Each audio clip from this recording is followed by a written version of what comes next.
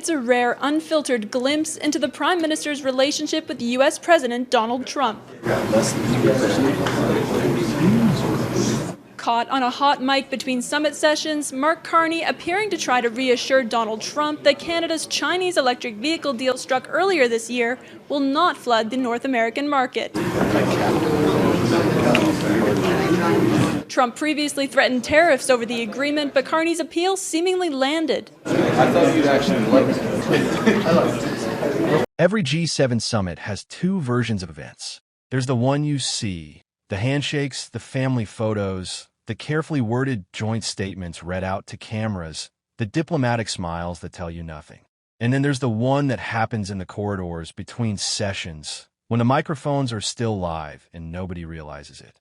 This week in Evian, France, we got an unusually clear look at that second version, and it tells a very different story about how Canada's Prime Minister is actually operating away from the scripted moments his team would prefer you see. Start with the issue that's been quietly hanging over this entire trip: Canada's trade deal with China on electric vehicles. On paper, it's a straightforward commercial agreement, the kind of deal governments sign all the time without much fanfare. In practice, it became a flashpoint the moment Donald Trump caught wind of it. His concern that Chinese EVs would use Canada as a side door into the broader North American market, undercutting American manufacturers, was serious enough that he threatened tariffs in response. That's exactly the kind of dispute that normally gets fought out through formal channels.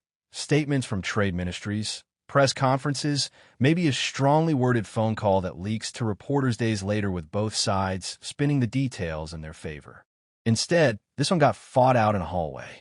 Between summit sessions, with a hot mic still running and nobody apparently realizing it, Carney was caught personally walking Trump back from that concern, reassuring him directly, one-on-one, that the deal won't be used to flood the American market.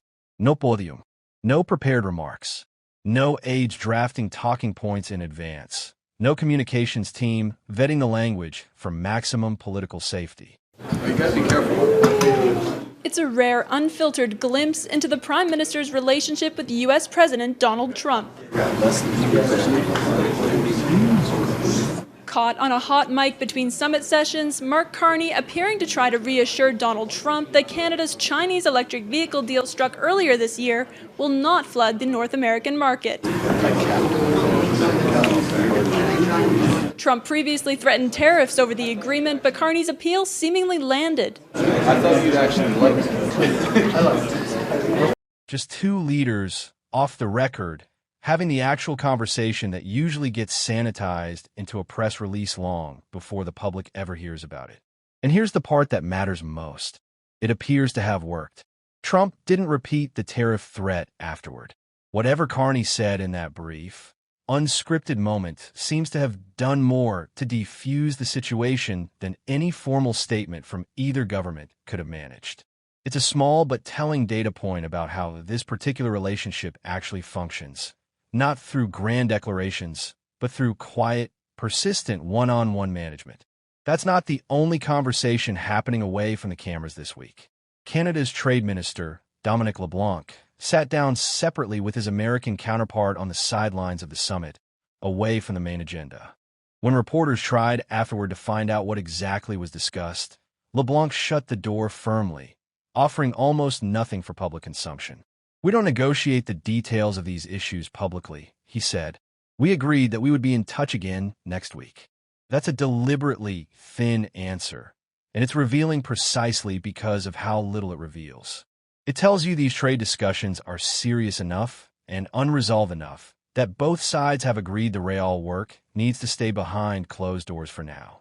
Whatever's actually being negotiated between Ottawa and Washington, it's not ready for daylight. And the fact that both sides committed to being in touch again next week suggests this isn't a courtesy meeting. There's an active, ongoing negotiation happening, just one we're not being shown, which makes what happened next even more jarring by comparison.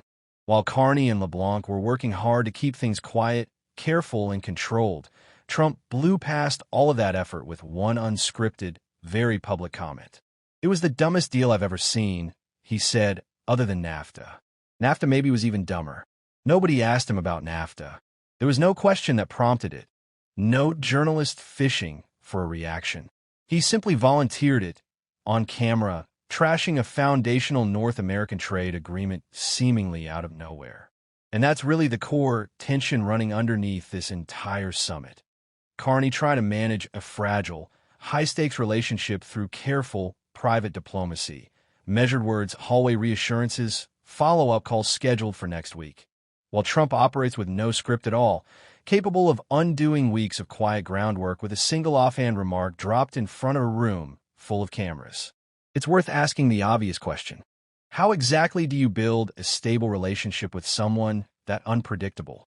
Part of the answer, it seems, is that you don't put all your weight on that one relationship in the first place. Behind the scenes at this same summit, away from the main stage and the bilateral meetings with Washington, Carney has been quietly building out other options, sitting down with leaders from India, the United Arab Emirates, and South Korea. As like-minded countries, Carney said of those meetings, "We are helping each other.